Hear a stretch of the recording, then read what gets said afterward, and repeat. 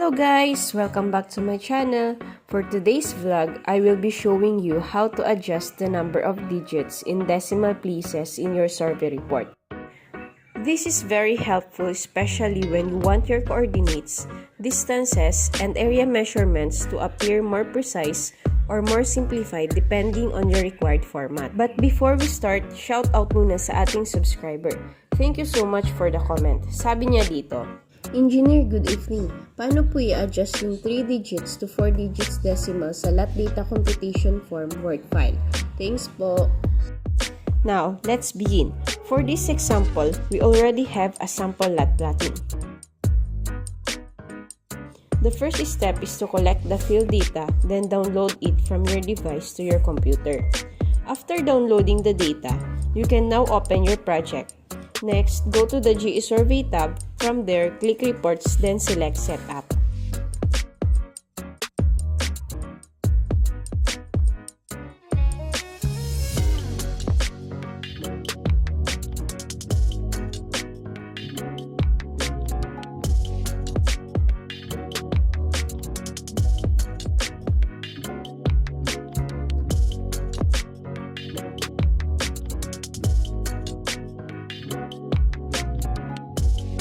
Inside the setup settings, you will see options where you can adjust the number of decimal places that you want to display in your report.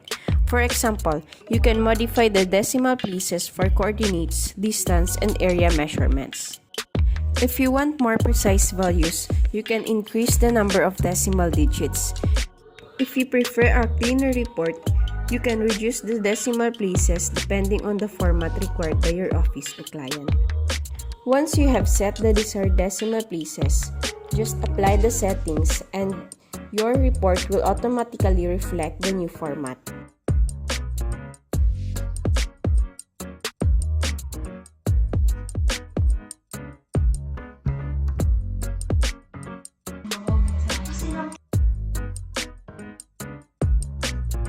And that's it. Very quick and simple, but very useful when preparing your survey reports and lot data.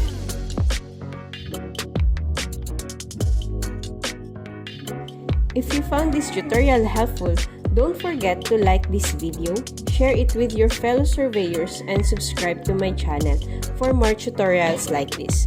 Thanks for watching! Bye-bye!